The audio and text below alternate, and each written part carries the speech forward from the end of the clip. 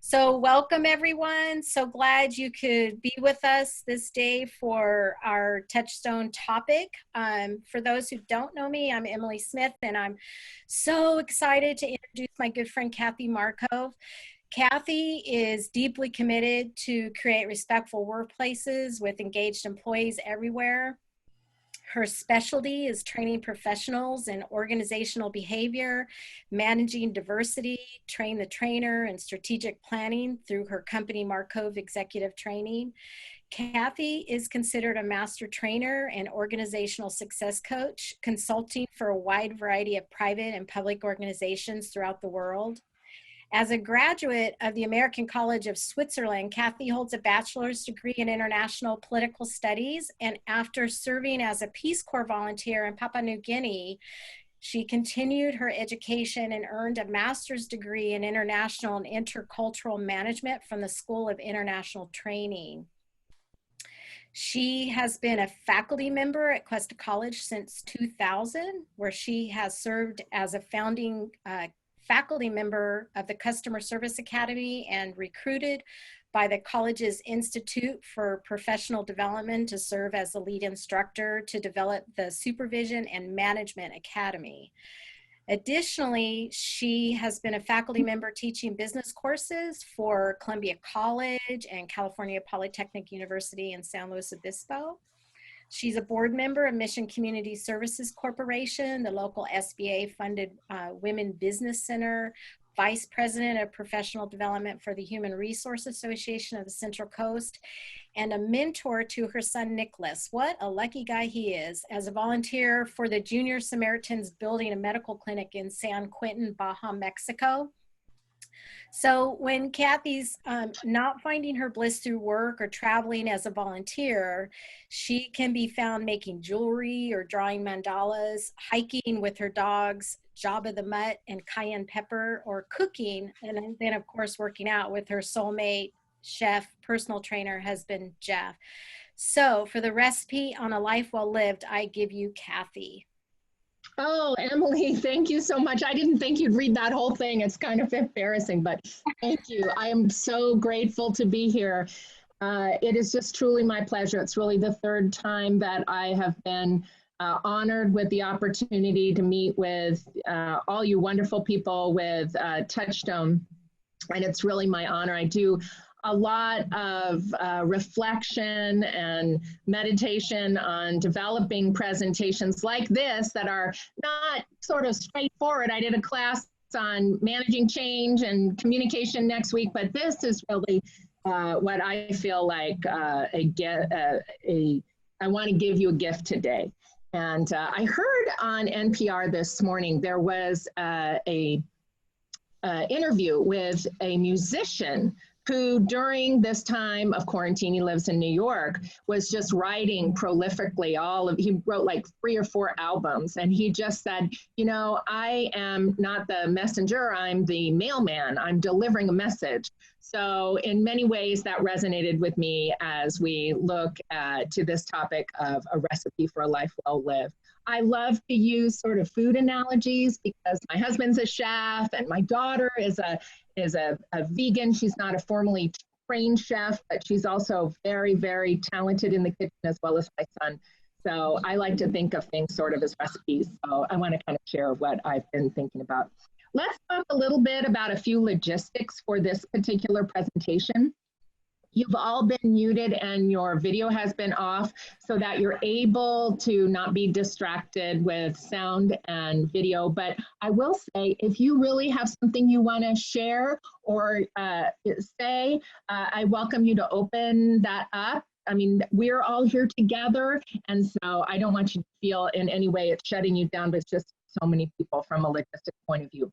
What I would like to ask you to do is if you could open up your chat, and if you run your cursor over the top of the Zoom, then you can see there's a little chat box. If you can open your chat, this is a way that we're going to be able to communicate with one another, all of us together during this presentation. So I'll use that periodically.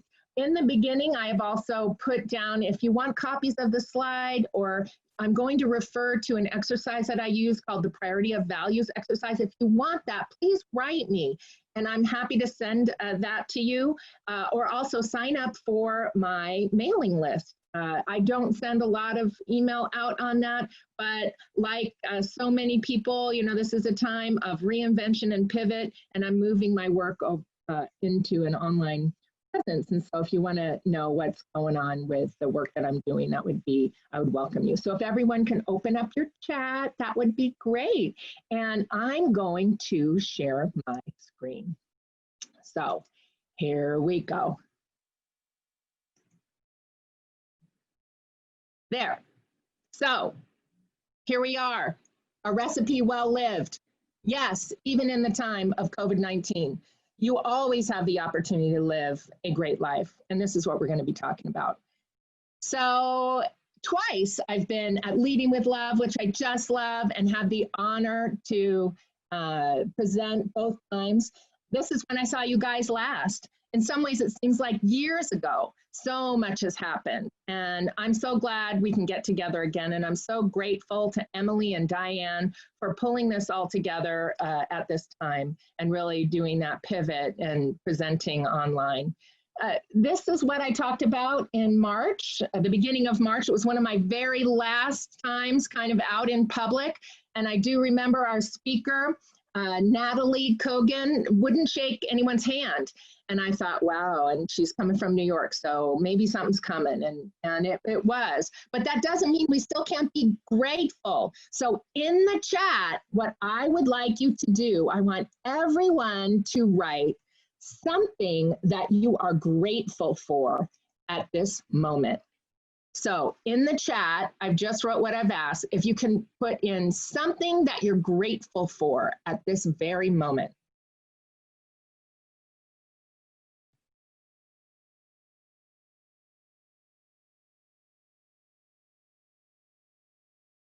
So here we have some things. Emily, her friends, family, her dog, Sally, Petra, good food. Yes, oh, we've been eating a lot of good food around here.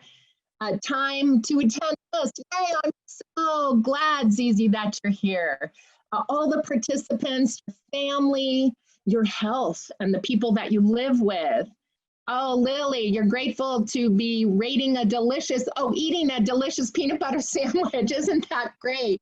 Just the small things like that is so great. Family, delicious food. Yeah, that you can have the hour here. I'm grateful that you're here as well. Yeah, Sarah says having a slower pace and time for reflection. I love that, Sarah, because that really is an opportunity here in this very ambiguous situation. And we're going to talk about COVID-19 a little bit because I like to infuse optimism, but it has to be grounded in reality. And so let's look at this a little bit. Thank you so much for sharing those things in the chat. I want to tell you a little story. This is a story, it's actually a joke. So I want you to see if you can figure out like what the lesson of this joke is, okay? So there were these two caterpillars and they were sitting on this wagon and they were going around, riding around on this wagon, and they saw this beautiful butterfly flying overhead. And one caterpillar looked up, saw the butterfly, and said to the other, you know, you'll never catch me up in one of those things. So do you get the joke? Do you know what the answer is of that joke? So this is what I want you to do. Again, using your chat, I want you to put down, what do you think the lesson of this joke is, of the caterpillar observing the butterfly and saying, you'll never catch me up in one of those?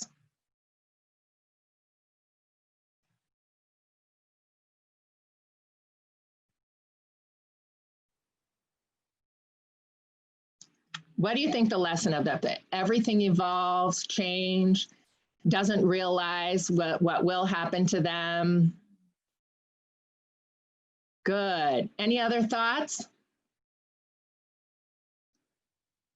This is the way we've always done it. evolving. Yeah. So there's a lot of different things that we might take from this. I'm glad the concept of change came up because I think that that's important. Let's see, everything can get easier than it appears. Thinking the other way is the hard way. I like that too.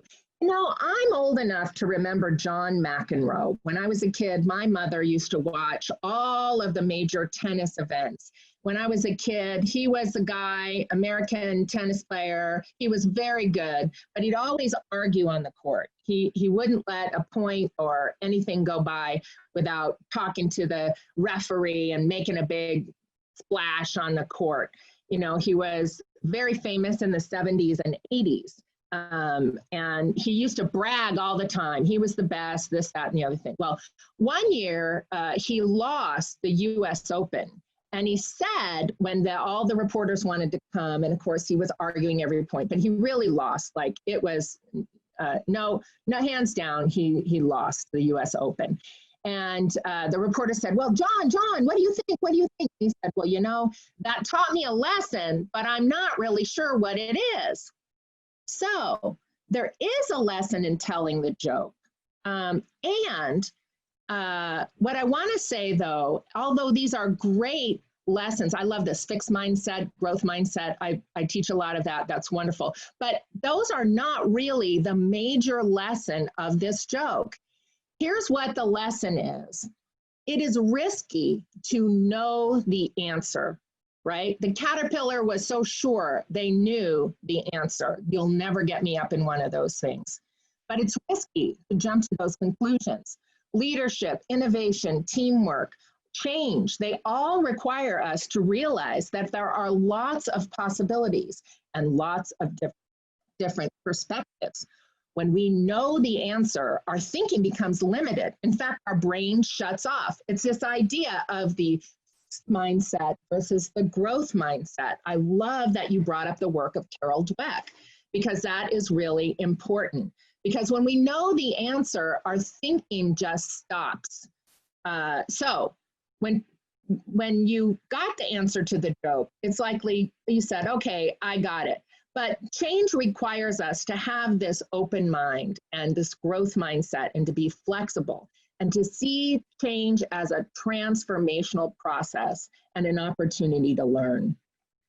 And here we go. Who would have thought that this would have happened? There's no easy way out.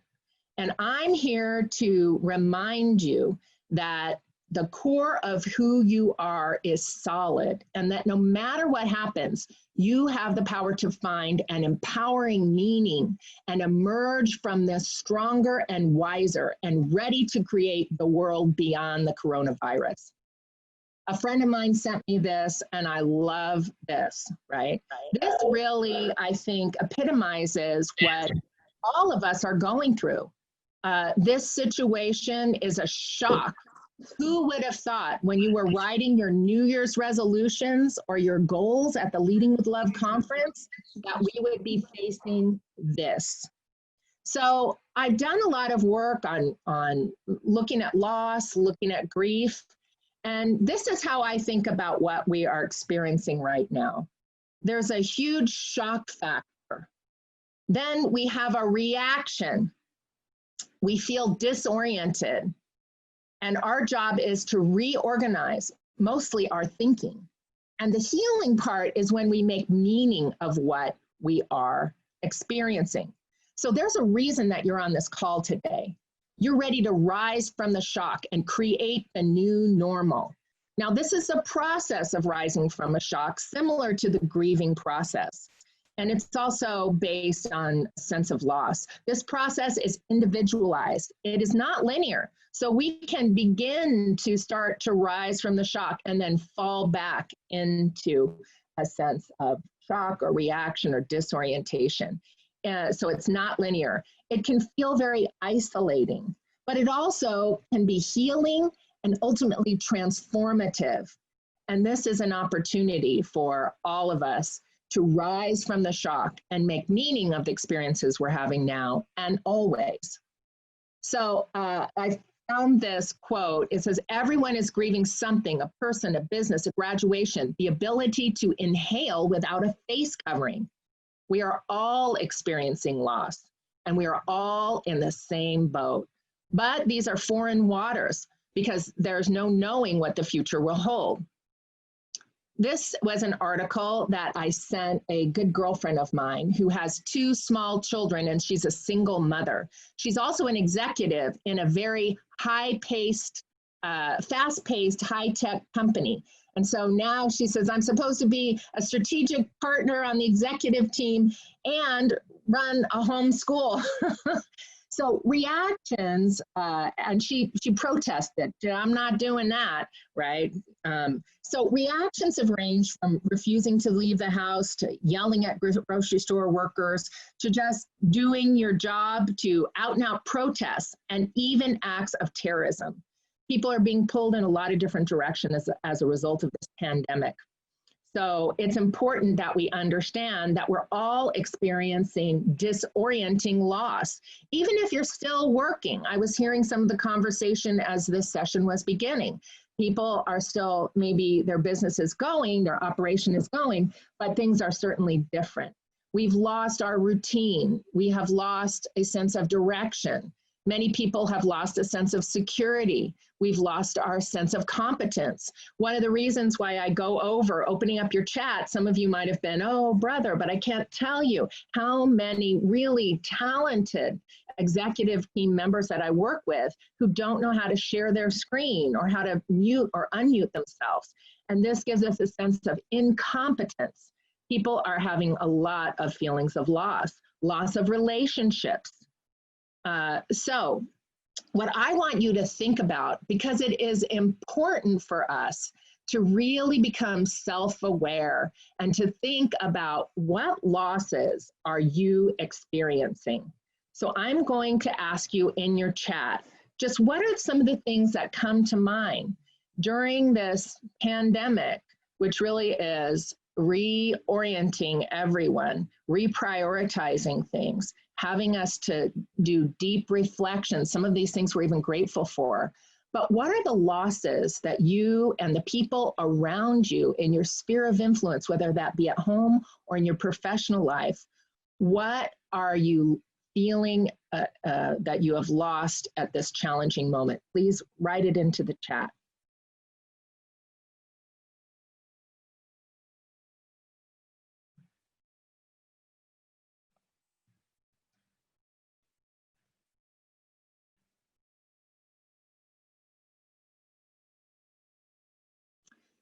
So business contracts, hours, money, if still employed, loss of routine and direction, some family milestones, socializing opportunities, face-to-face contact with friends, neighbors, and family. I had a girlfriend of mine who is alone. She moved to the area about a year ago, and all of her family is elsewhere, not able to get to her. And she said, all I want is just a hug. Now she's working full-time. She's a strategic partner at a large company, a different friend.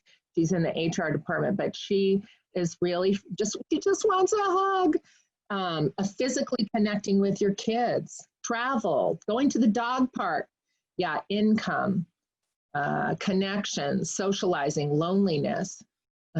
Any sense of a hairstyle, I love it. Yes, that's right. So we're all having a sense of loss, and we need to be aware of that. We want to be positive, we want to be optimistic, but we also, the way in which we rise from the shock is to recognize that and to be able to work on developing our recipe to move forward. So I love this quote. It says, it's not that you can stop the loss from occurring, it's that your thoughts change everything that comes after the loss. So a lot of this is, how are you managing your thoughts? So you're having all of these different losses. How are you thinking about that? Can you bring any meaning to that? My business really collapsed in the matter of a couple of hours. On March 16th, I got a flood of phone calls, and things just canceled right and left, live training.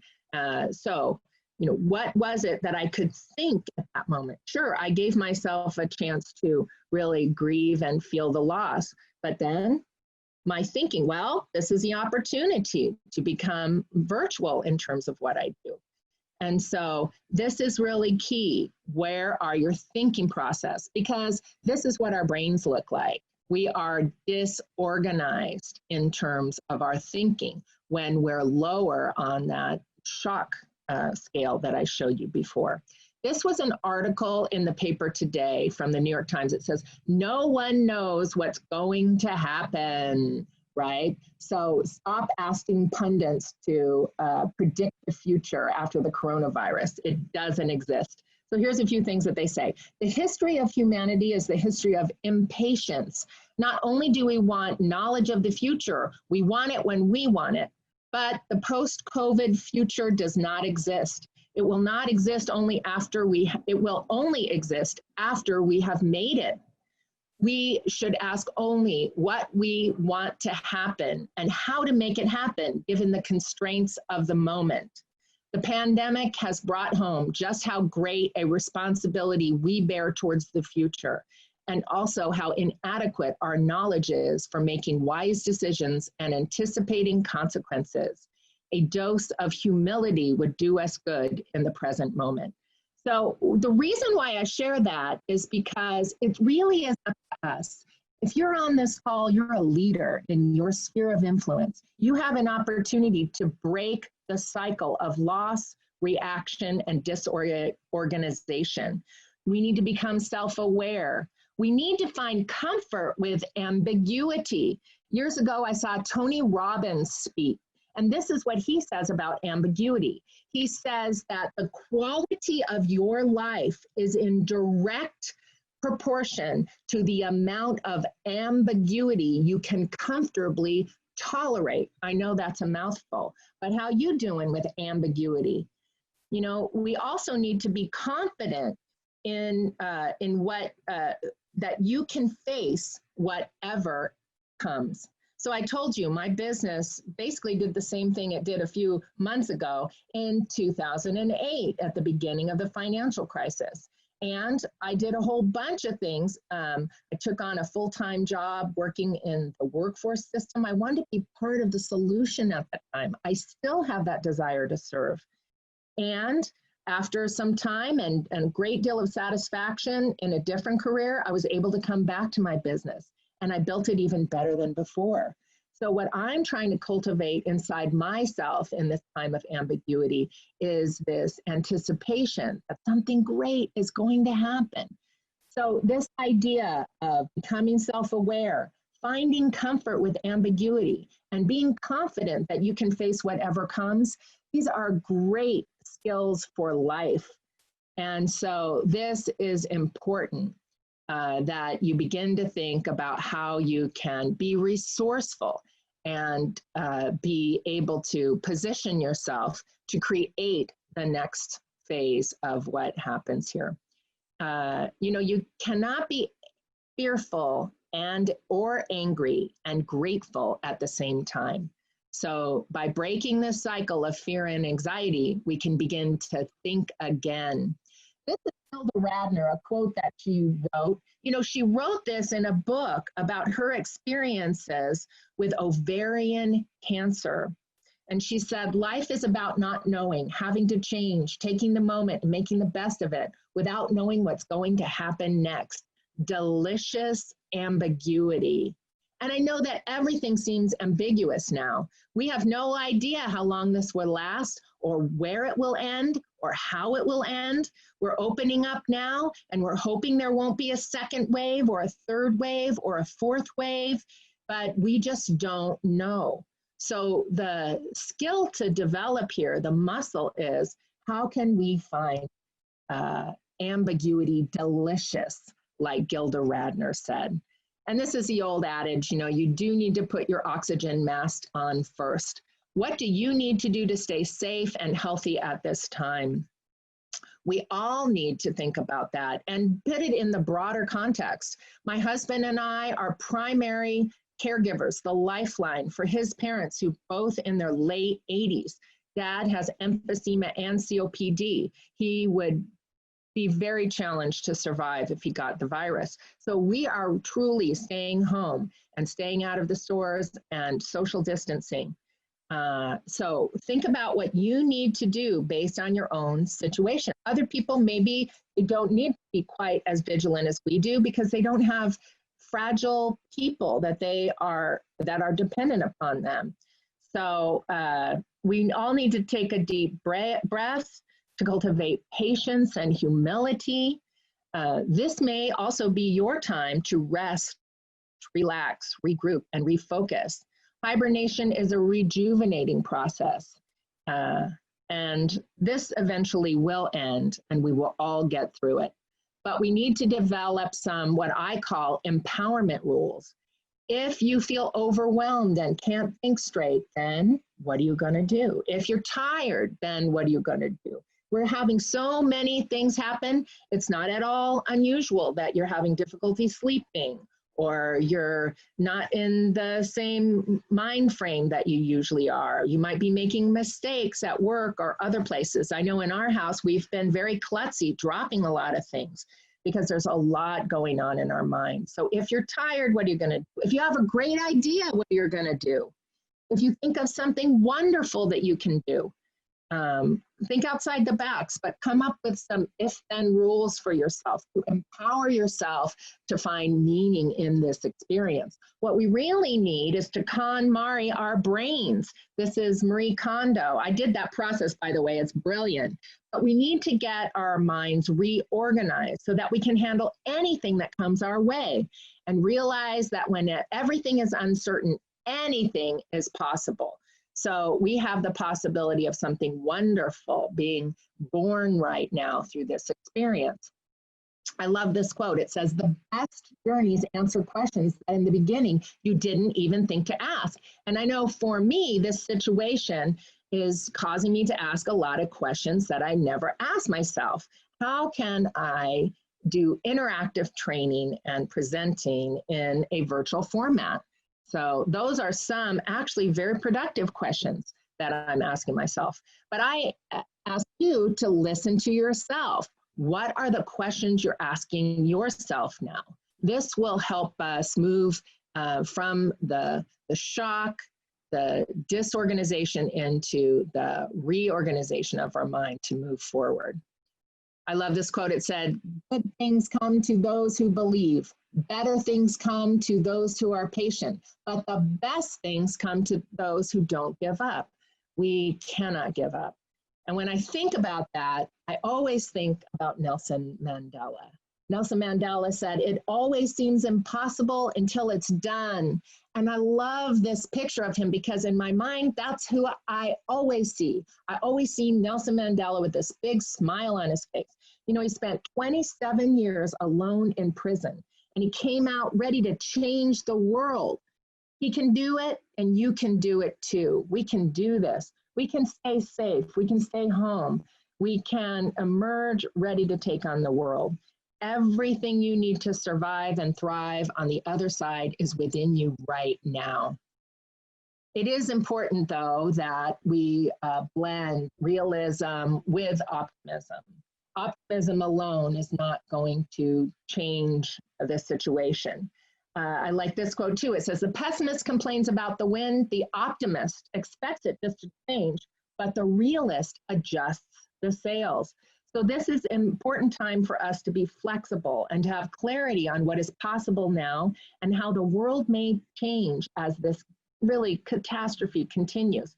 It's not over, right? Just because we're opening our doors. Hopefully we are putting in measures so that we have contained and stopped the spread, but we don't really know. Truly, life is never going to be the same, but that doesn't mean that it's going to be worse. It can be different, but it can be better. And we are the ones to help make that happen. This is a mantra that came to me at, I don't want to say a dark period of time, but I was going through a lot of change. I was moving from one place that I really loved to another place where I had no idea what was going to happen. And I was driving, actually, it was in California, along the coast of California. I had my cats in a cat carrier, and they were screaming at the top of their lungs. And when I came around a curve and saw the ocean there, it just came to me. I said, oh, something wonderful is about to happen. It just popped into my brain. And it was so powerful. I actually began to cry. I was frightened of what lay ahead, but this was the mantra that came to me, and I grabbed onto it. So I'm a realist, but I do remain optimistic too. And when I'm being my very best self, I'm excited about the next chapter of my life will bring, even despite COVID-19. The most important thing for you now is to stay healthy, keep those you love around you and care about in a safe and healthy way, and to envision what is possible. The first place I like to start is I think about developing recipes, right? A recipe really is about what you do every day. This is your routine. There's some other aspects that I'll talk about in a minute, but let's start with the recipe for your life well lived. Now, first of all, my husband is a classically trained chef from the Culinary Institute of America. So in our over 30 years of marriage, we've cooked a lot of recipes. We've written a lot of recipes. We put together a couple of cookbooks. He was hired by a cookbook author to help practice those things. So any recipe, there's a couple of rules. First, in terms of our day-to-day use of recipes, only use recipes that you love. If you don't love the pieces of it or the directions, the ingredients or the directions, don't use it. You can never judge a recipe until you try it. And recipes can always be adapted. It can be spicier, sweeter, salter. Your recipe for your good life is what you do every day. It's your routine. It's the one thing you can always control: how you wake up in the morning, how you spend your time, what you do, but also what you think about. So this is something I pulled off the web, but I like it because for me, it really is a body, mind, and soul connection. And our recipe for how we go about our life needs to consider all of those things. What do you need to do more of? What do you need to do less of? But it's very individualized for each and every one of us. So for example, on this, it says yoga. And I know people love yoga. I go to yoga a lot. My daughter and my husband love yoga. You know what? When I'm really honest with myself, I don't like yoga. I'm sorry. I like to do other things. I like to go for hikes. I really do. I love being in nature. I love going to the ocean, but I'm not real big on contorting my body. Now, if you love yoga, I'm so envious. I wish I did, but I don't. So that's okay. We need to be self-aware because remember, as I said, only use recipes that you love. Now, my husband, he is a personal trainer as well as a chef. So yeah, he feeds me, gets me plumped up, and then he works at working me out to get rid of it. He's better at plumping me up than getting it off me, but nevertheless, he's a personal trainer. So he talks to his clients in a very holistic way, looking at their body, helping them have positive thoughts, and moving them into a greater sense of wellness. And he always says to his clients that they're not doing enough sex. Now, listen, I'm not talking about what you think I'm talking about. It's just a way to kind of remember and lighten things up a little bit. So here's the basic ingredients of a life well lived on a day-to-day routine level. Sleeping, eating, and exercising. See, it wasn't sex. It's sleeping, eating, and exercise. But it's a simple way to remember. We have to get enough sleep. We have to eat fresh, nutritious foods, and we need to move our body every day. You know, this is like a funnel to fuel your body. These ingredients need to be part of your recipe in order for you to live well. And in my experience as a management consultant and a teacher for over 20 years. One of the biggest complaints is in our fast-paced life, people don't have time to sleep enough or prepare healthy meals or to exercise. Now, I say that this might be an opportunity for you to do that, depending on what your situation is.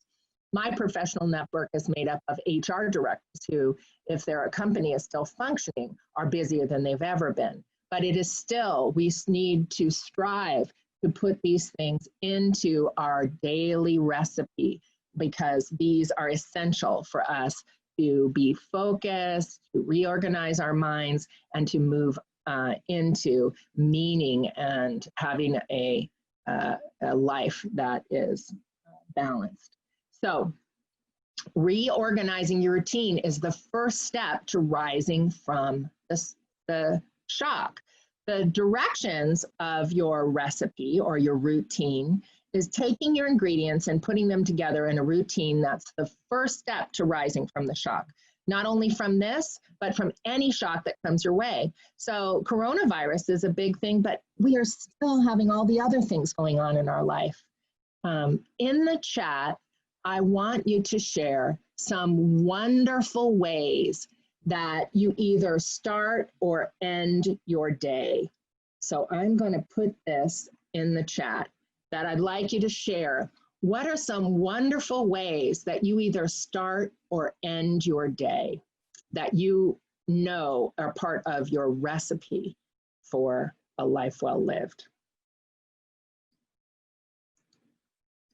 No electronics at least 30 minutes after waking. Good for you, Emily. Sarah, I want to go on that beach walk with your dogs. That's one of my favorite things. Oh, Diana, homemade meal with your hubby. Absolutely. Lisa, you love your coffee. I love it. Oh, a devotional. April, I love that. Quiet time just for you in the morning.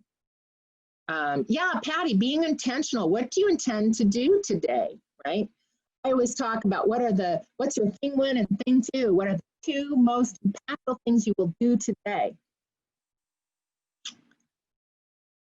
Yeah, so this is important for us to really recognize. These are the foundational things of your recipe for your routine, your day to day.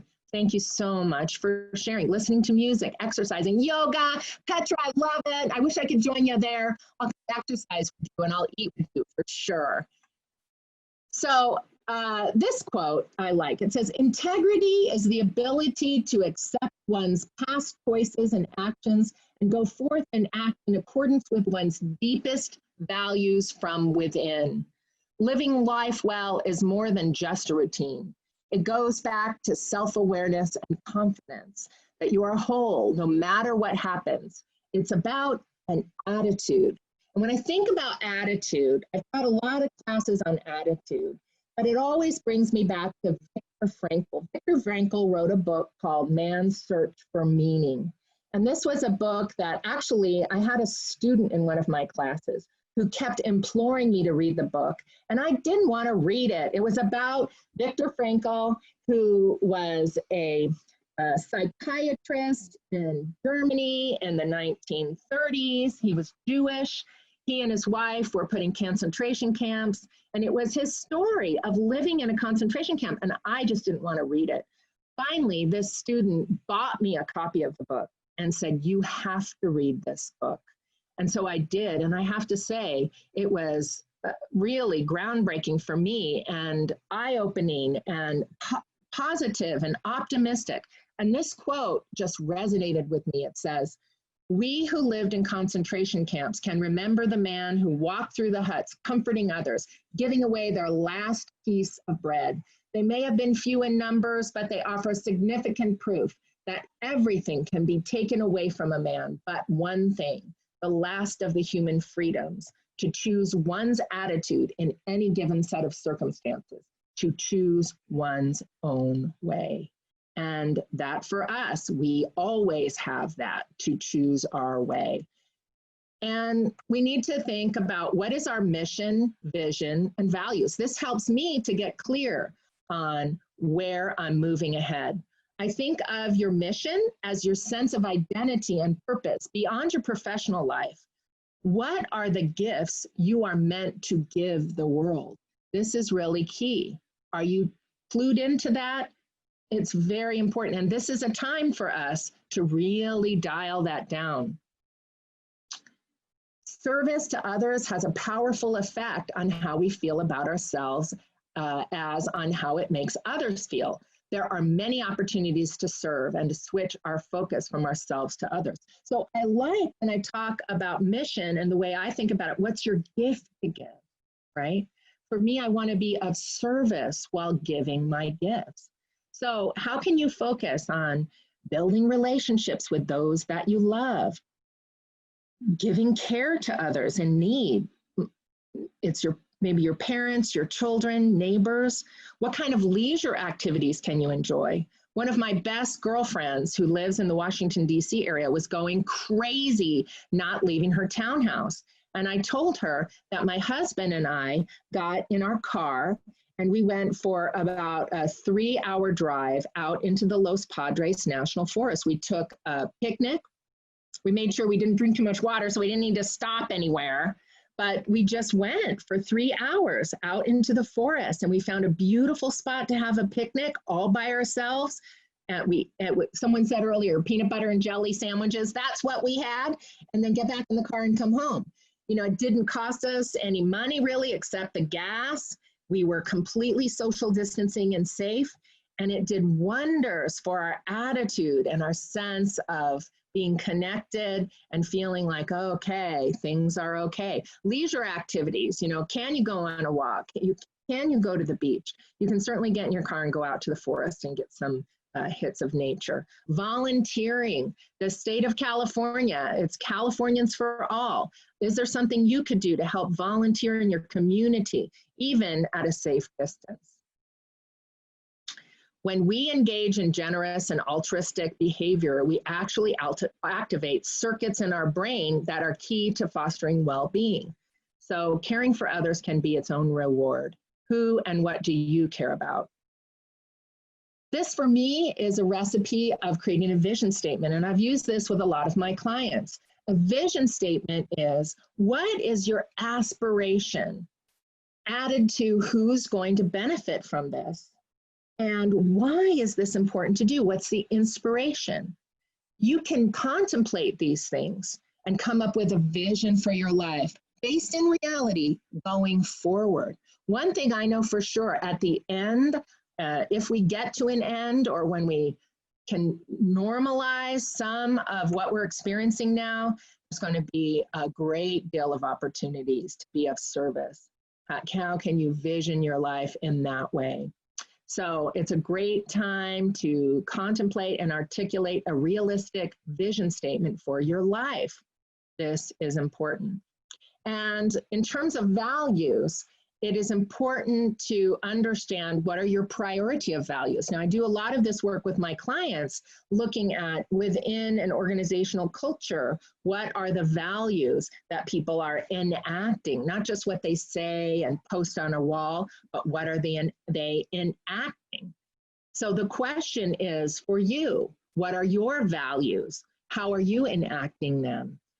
Do you just talk about them, or do you actually enact them? This is really important for you to start to contemplate.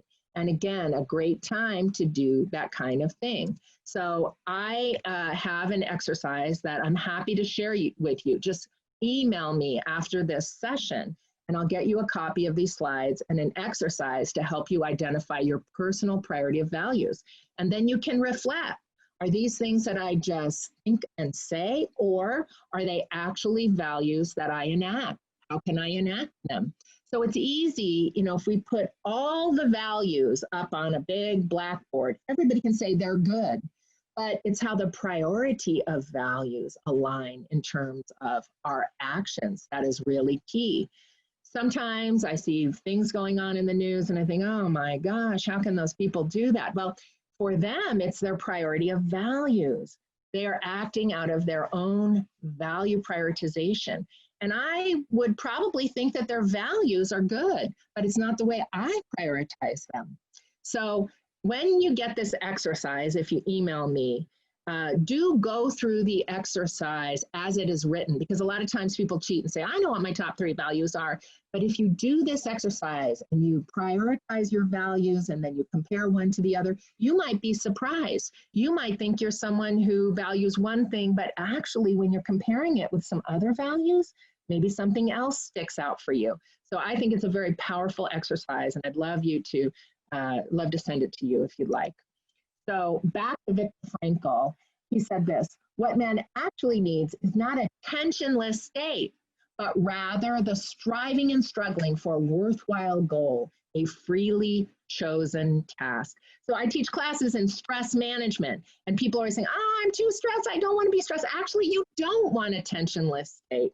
You want what we call eustress. Eu is a Greek preface for good. You want good stress. Some kind of tension brought you here, some stress, to come on this call right now. That's the eustress. So this is your time to find and create a new worthwhile recipe for your life. Even as this coronavirus leaves us in truly an ambiguous situation, you can still choose freely to live your life well. Every morning you have 2 choices: to continue to sleep with your dreams or to wake up and chase them. So as we're winding to an end here, I do want to tell you a little story. So this is a story, and forgive me if you've heard this before, but I do love this story and I think about it a lot. There was a young woman, and she had grown up all of her life in the same house with her mother. And she went to college, and after college, she started her career, and she fell in love and got married and thought she was living the life. And this big adventure of hers did not work out. The marriage failed, she lost the job, and she ended up coming back home very disillusioned to her mother. And her mother, by way of consoling her, asked her to come into the kitchen and cook with her. And what her mother did is say, my darling daughter, I'd like you to boil a big pot of water. And I want you to get 3 items out. I want you to get a carrot, I want you to get an egg, and I want you to get the coffee. And I want you to tell me what they are like. So the daughter said, well, here's a carrot and it's hard. And here's the egg and it has a hard shell, but it's soft in the middle. And the coffee, well, it's not really useful in this format. So the mother said, okay, put them all in the water. And then I want you to tell me what happens. So after the carrot and the egg and the coffee boiled in the water, the mother said, so what did you learn? And the daughter said, well, the carrot went in hard, but it came out soft. The egg started with a fragile shell and soft on the inside, but when it was in the water, it boiled and it got hard. And then the coffee, it went into the water in one form, but it came out, it transformed into something else entirely, something truly delicious. And the mother said, well, that's the lesson for you. Life will always heat up. Life will boil. Life will give you challenges, places that are inhospitable for you, like the boiling water. But who are you? Are you a carrot who on the surface seems very hard, but when things get hot and heat up and hard, do you just fall to mush? Or you like the egg, where you're really soft on the inside, fragile, but then when you go into the water, you become hard? Or you like coffee, where you transform into something even better, entirely different? How can you be the coffee? You all here talked a lot about your routine. I see cup of coffee, having coffee with people, right? How can we be coffee? And who are you? Who are you becoming during this time of transformation? I had, again, one of my best girlfriends, and her son was diagnosed in high school with Crohn's disease, and she was distraught. She was distraught. She felt like she had created this situation. It was really little consoling. But the doctor did tell her something. He said, well, these kinds of challenges that children face, It builds character. It builds resilience and strength. They have the opportunity to transform into something different and better and stronger, to build compassion and confidence in themselves if it's managed well. So this is what I ask you. How can you be the coffee? And who are you becoming during this time of transition? This was a little message from my little tea a couple of days ago. It said, tomorrow is the first blank page of a 365-page book. Write a good one. So I'll leave you with this message from my tea bag. Life will continue. This too shall pass. Things are transforming, and we have the opportunity to be part of the better world on the other side. So I thank you. I'm truly grateful. I would love to hear from you. And at this point, I think we can open up the chats, and we can have any questions or comments. I'd love to hear, hope you got something out of this. You're not alone. We're all together in this. And I wish you all the best. And again, hope to keep in touch. My goodness, Kathy, thank you so much. I'll leave your beautiful screen and your lovely face along with everybody chatting with us. I love seeing chat boxes. So again, thank you, Kathy Marcove, for joining us today. And especially thank you to all of our participants who've been so engaged.